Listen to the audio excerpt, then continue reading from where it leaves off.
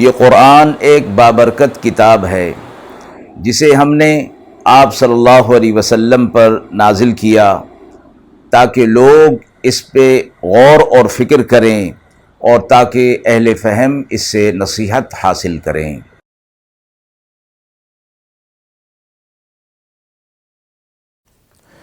بسم اللہ الرحمن الرحیم۔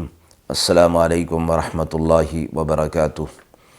ناظرین کرام، درس قرآن مجید کے آج کے اس پروگرام میں ہم سورۃ الشعراء کی آیت نمبر 52 تا آیت نمبر 68 کا ترجمہ اور تفسیر پیش کر رہے ہیں، اور آخر میں پوچھے گئے سوال کا جواب ہوگا۔ اعوذ باللہ من الشیطان الرجیم، بسم اللہ الرحمن الرحیم۔ وَأَوْحَيْنَا إِلَى مُوسَىٰ أَنْ أَسْرِ بِعِبَادِي إِنَّكُمْ مُتَّبَعُونَ فَأَرْسَلَ فِرْعَوْنُ فِي الْمَدَائِنِ حَاشِرِينَ إِنَّ هَٰؤُلَاءِ لَشِرْذِمَةٌ قَلِيلُونَ وَإِنَّهُمْ لَنَا لَغَائِظُونَ وَإِنَّا لَجَمِيعٌ حَاذِرُونَ فَأَخْرَجْنَاهُمْ مِنْ جَنَّاتٍ وَعُيُونٍ وَكُنُوزٍ وَمَقَامٍ كَرِيمٍ كَذَلِكَ وَأَوْرَثْنَاهَا بَنِي إِسْرَائِيلَ فَأَتْبَعُوهُم مُّشْرِقِينَ فَلَمَّا تَرَاءَى الْجَمْعَانِ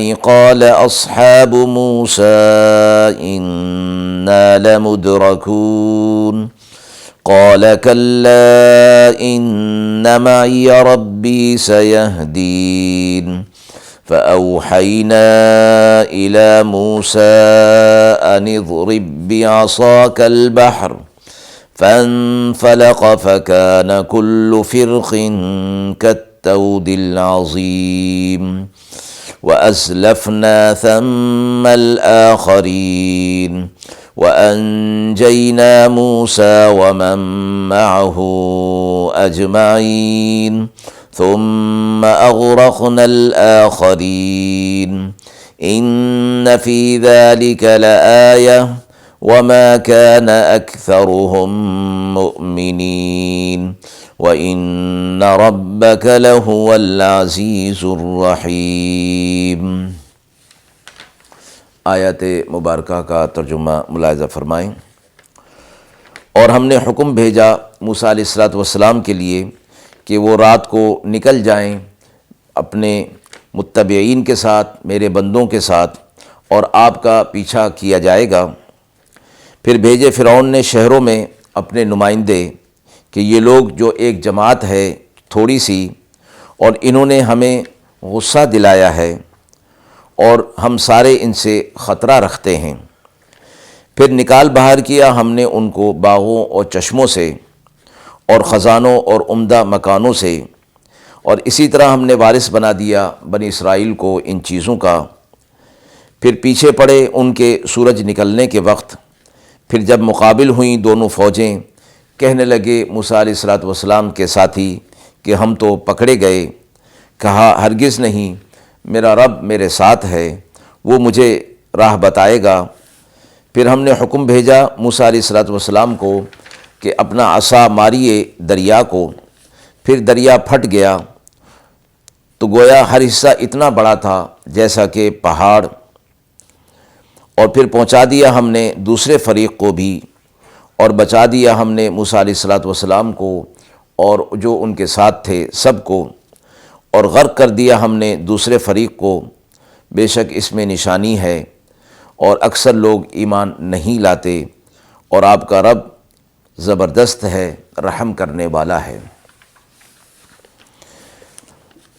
پچھلی آیات سے موسیٰ علیہ السلام اور فرعون کا واقعہ جو مذکور ہو رہا ہے، اور بات آیات میں یہاں تک پہنچ گئی کہ فرعون نے موسیٰ علیہ السلام کو جادوگروں سے بلوا کر مقابلہ بھی کر لیا، اور فرعون کے جادوگر ایمان لے آئے، اور اس صورتحال سے بھی اسے ہدایت نہ ہوئی، تو اس نے بنی اسرائیل کو بھی آزاد نہیں کیا۔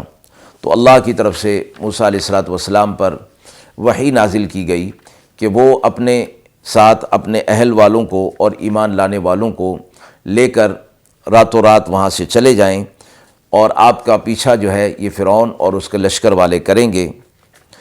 جب فرعون کو یہ معلوم ہوا کہ موسیٰ علیہ السلام بنی اسرائیل کو لے کر چلے گئے ہیں، تو اس نے پورے ملک کے اندر اپنے نمائندے بھیج دیے اور کہا کہ یہ تھوڑی سی جماعت ہے اور اس نے ہمیں غصے میں ڈال دیا ہے اور ہم ان سے خطرہ رکھتے ہیں، لہٰذا ان کا پیچھا کیا جائے گا۔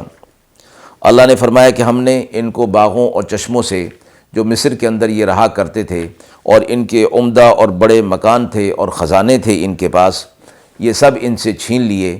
یعنی جب یہ موسیٰ علیہ السلام اور ان کے ساتھیوں کا پیچھا کرنے کے لیے نکلے اور آگے جیسے عرض ہوگا کہ وہ غرق کر دیے گئے، تو یہ لوگ سب کچھ جو چھوڑ کر گئے تھے بنی اسرائیل کو ان کا وارث بنا دیا گیا۔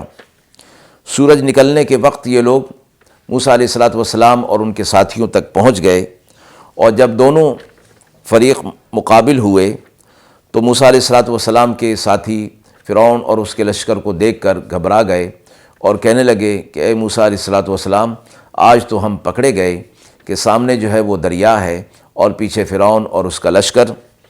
موسیٰ علیہ السلام نے فرمایا کہ ایسا ہرگز نہیں، میرا رب میرے ساتھ ہے اور وہ مجھے راستہ بتائے گا۔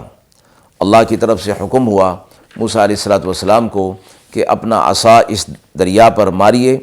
موسیٰ علیہ السلام نے جب عصا پانی پر مارا تو ہر حصہ اتنا بڑا ہو گیا جیسا کہ ایک بڑا پہاڑ ہوتا ہے، یعنی پانی تقسیم ہو گیا اور 12 راستے بن گئے۔ چونکہ موسیٰ علیہ السلام کے ساتھ جو لوگ تھے وہ 12 قبیلوں پر مشتمل تھے، ہر ایک قبیلے کے لیے الگ الگ راستہ بن گیا، اور یہ پورا لشکر موسیٰ علیہ السلام کا ان کے ساتھی اس دریا سے پار ہو گئے۔ اسی اثناء میں دوسرا فریق یعنی موسیٰ علیہ السلام کا پیچھا کرنے والے فرعون اور اس کا لشکر بھی وہاں پہنچ گیا۔ اللہ نے فرمایا کہ ہم نے موسیٰ علیہ السلام اور ان کے ساتھی سب کو پار کر دیا، ان کو بچا دیا، نجات دے دی، اور یہ دوسرا فریق فرعون اور اس کا لشکر ان کو ڈبو دیا۔ فرمایا اس واقعے کے اندر بڑی نشانی ہے، لیکن اکثر لوگ پھر بھی اس نشانی سے سبق حاصل نہیں کریں گے اور ایمان نہیں لائیں گے۔ آپ کا رب زبردست ہے اور رحم کرنے والا ہے۔